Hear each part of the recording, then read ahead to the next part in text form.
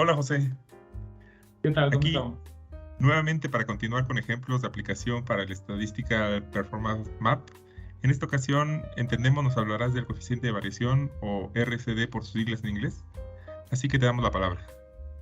Perfecto, Rubén. Pues sí, como mencionaste, vamos a cubrir hoy el tema del coeficiente de variación y lo vamos a aplicar al Statistical Process Map, Statistical Performance Map. Y comenzamos, ¿no?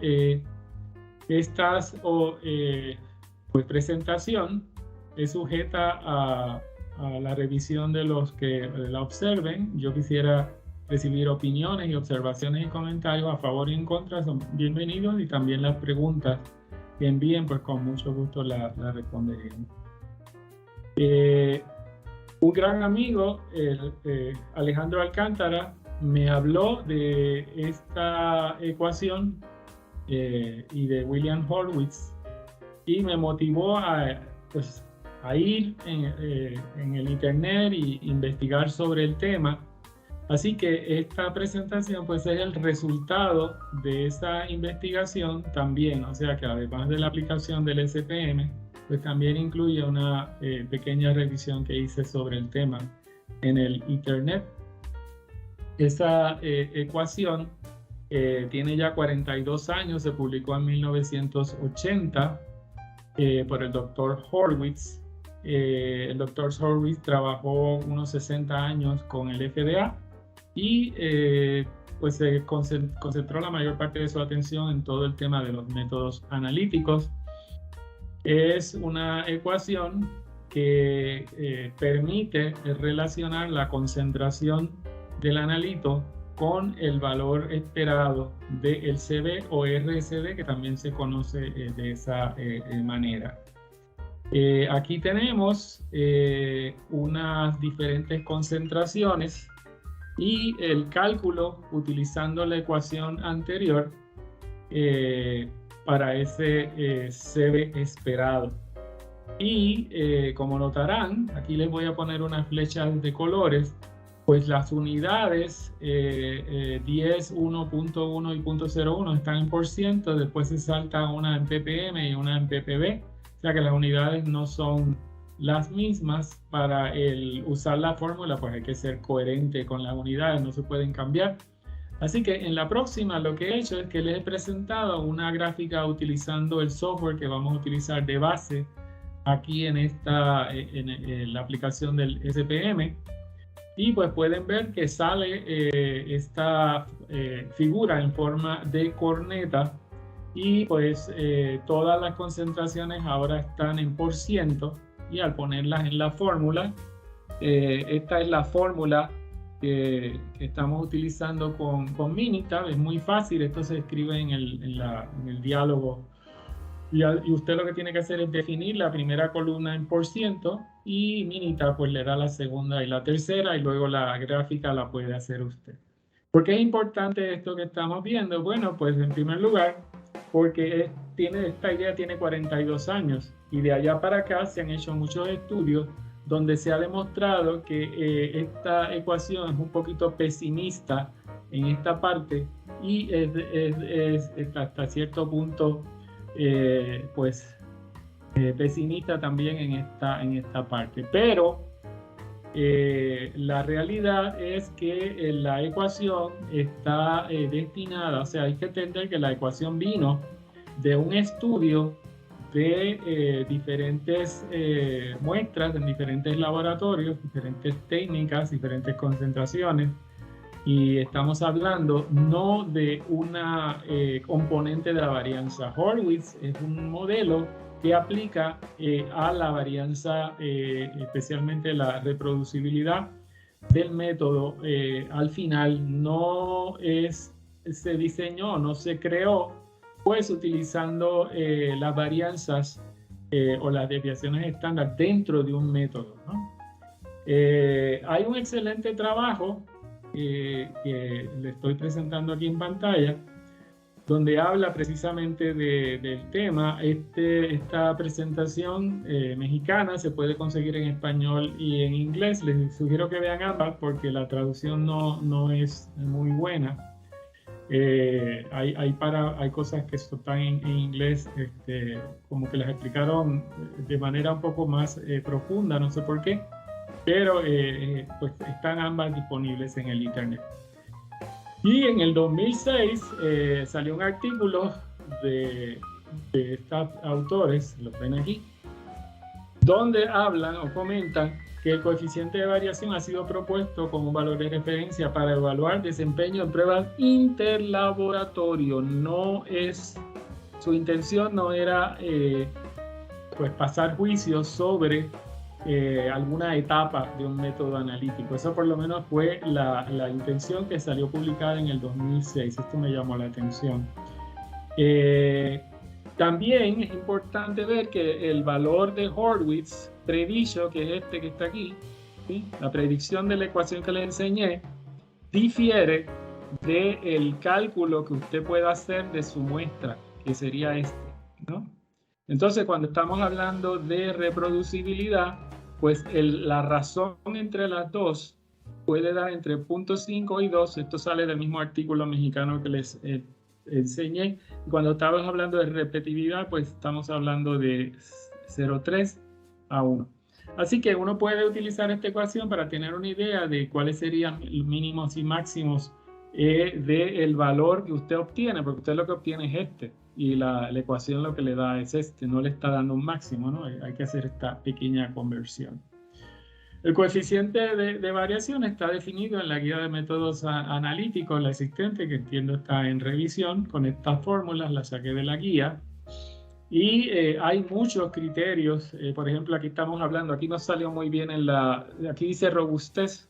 Estamos hablando aquí de este criterio, si estamos hablando de estos métodos cromatográficos o volumétricos, pero es solamente para la robustez.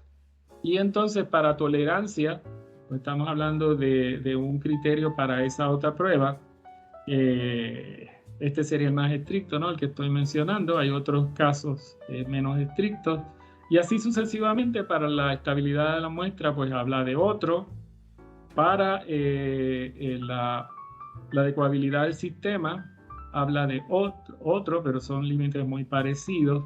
Y el más que me llama la atención es para métodos físico-químicos en general, cuando estamos hablando de la precisión del sistema, pues estamos hablando de el CB que usted obtiene debería ser igual o menor a 1.5. Así que lo que voy a hacer es que le voy a aplicar el SPM a este caso de 1.5 a ver qué podemos concluir.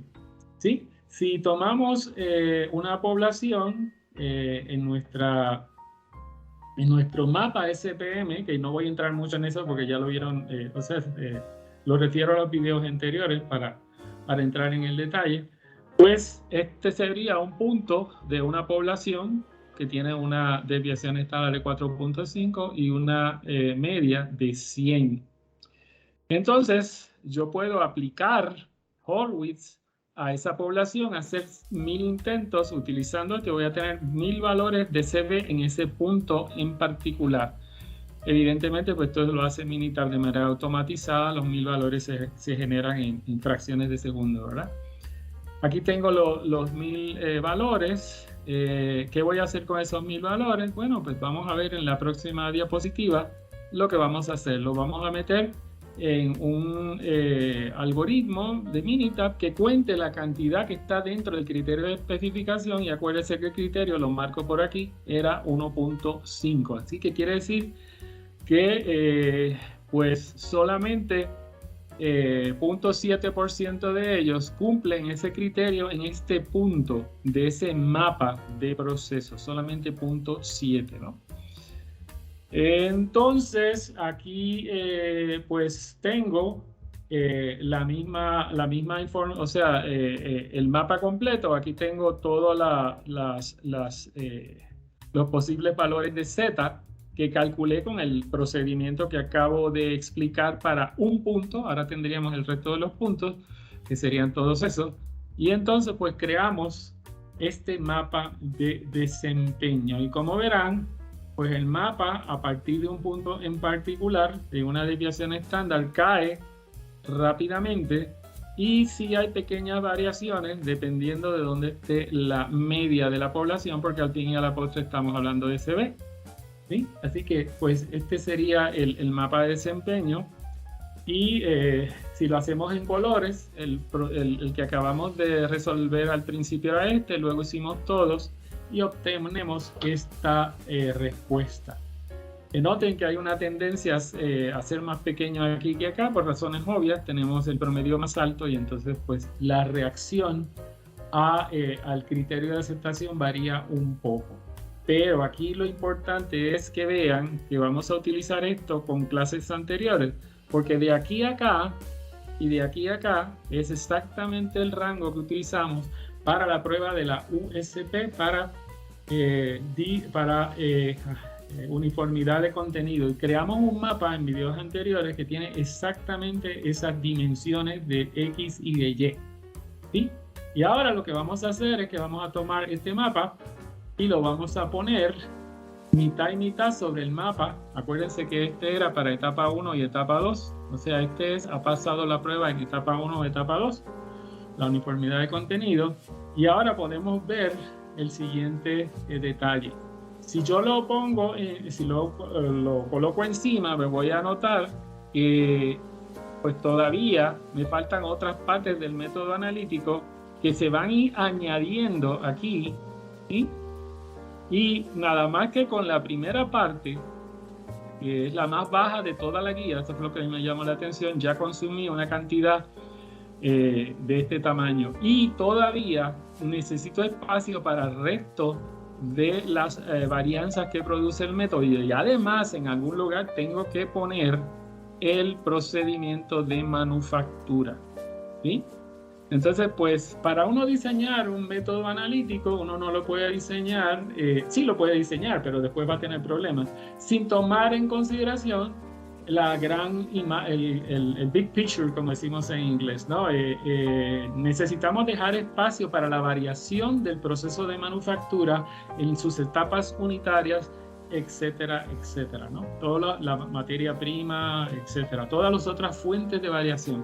Por lo tanto, al uno diseñar un método analítico, no puede servirse con la cuchara grande, como decimos, y seguir consumiendo varianza, porque al fin y a la postre lo que va a dejar es un espacio ridículamente pequeño para variaciones que sí se esperan que sean significativas e importantes, porque pues es natural que no es posible generar todas las tabletas del mismo peso, ni tampoco distribuir a perfección el fármaco en la granulación. Así que esto me llamó la atención y se lo reporto con relación a al tema del CB. Y vamos a seguir explorando, ¿no? Pues aquí vimos la etapa, lo mismo en la etapa, en la parte inferior. Aquí está un poquito más pequeña, pero al fin y a la postre el promedio aquí era más alta, ¿se acuerdan? Pues estamos consumiendo una cantidad significativa, y como podemos ver claramente al comparar las escalas del SPM en ambos casos. Lo refiero a videos anteriores si no han visto el video de la uniformidad de contenido.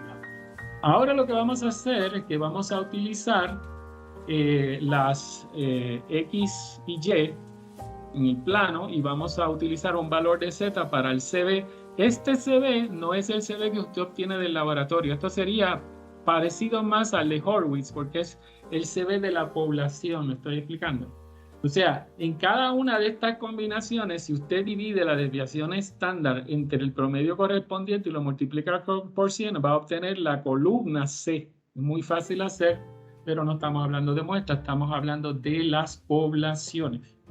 Y entonces, al presentarlo en una gráfica tridimensional, usted puede ver cómo el valor de CB cambia en ese mapa de desempeño que tiene las mismas dimensiones de la uniformidad de contenido que utilizamos anteriormente. Esto es importante porque ahora lo que vamos a hacer es crear una serie de planos. Vamos a cortar ese papel que está subiendo, lo vamos a cortar en pedazos, y evidentemente cada vez que lo cortemos pues se va a formar una recta. Si usted crea un mapa aquí, o sea, una superficie y corta ese papel de forma horizontal, pues lo que le va a quedar en el punto que lo corte es una línea recta y lo puede cortar en varios lugares. Al cortarlo, pues lo que va a obtener es una figura como esta, donde cada línea significa un CV poblacional completamente diferente. Esto yo lo cubrí en parte en una conferencia que di en el Colegio de Químicos, pero aquí pues vamos en mucho más detalle, ¿no? Lo que estoy haciendo ahora es tomar un ejemplo para economizar tiempo. No lo voy a hacer en todas las líneas, pero lo podría hacer, donde estoy tomando diferentes puntos de esa línea, y los voy a analizar. Lo que voy a hacer es que voy a crear, utilizando Monte Carlo, muchos resultados y los vamos a analizar, ¿sí? Esos resultados, como ustedes verán, todos producen un CV poblacional de 1, pero los producen de diferentes maneras. Punto 8 entre 80 es 1, punto 9 entre 90 es 1, punto 1 entre 100, así sucesivamente. Todos producen el mismo CV poblacional. Y ahora yo voy a tomar muestras de cada uno de ellos de tamaño 30 varias veces, para ver cómo se distribuyen. Y lo interesante es que no importa cómo se produzca el CV poblacional, la distribución de los CVs de muestras de n igual a 30, y lo puedo hacer con cualquier tamaño de muestra, yo usé 30 para que parezca un poquito normal. Esto tiende a ser un poquito distribución gamma en valores menores, pero pues no pasa absolutamente nada. Aquí lo que hay que recordar es que se va a formar siempre la misma distribución, independientemente de cómo se formara. Esto debe ser interesante. Me equivoqué, utilicé valores mucho más grandes. Fueron 15.000 iteraciones. Le dije 1.000, no es correcto. Es 15.000, ¿no? Un valor más grande. Bueno, seguimos adelante. Ahora les voy a enseñar el CV poblacional como función de este valor que ya habíamos calculado, que es la cantidad de veces que el CV da 1.5 o menos con un tamaño de muestra ahora de 6. Esto fue lo que habíamos hecho al principio, ¿sí? Y entonces esta curva ya no va a ser contra estas dos, ahora va a ser una curva en un plano cartesiano XY, de esa manera que estoy enseñando en pantalla, y lo que le va a salir es una curva operacional de desempeño. Si han tomado estadística, pues sabrán que las curvas operacionales de desempeño aparecen en los planos de muestreo, sea diferentes tipos de ANSI por atributos o por variables. Estas son las curvas clásicas, y lo que sucede es que las curvas aplican a cualquier caso, digamos, un criterio de aceptación.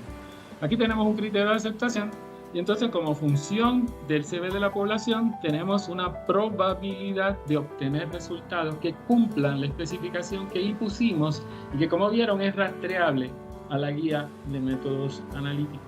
Y aquí podemos ver, si repetimos esto con diferentes tamaños de muestra, pues que no es correcto asumir que, independientemente del tamaño de muestra, el desempeño que usted va a obtener de ese criterio va a ser igual, porque cada tamaño de muestra va a generar una curva operacional un poco diferente. Esto es importante tenerlo en cuenta cuando estamos hablando de calidad por diseño, porque uno tiene que saber las consecuencias de las especificaciones que establece en el proceso que pretende controlar.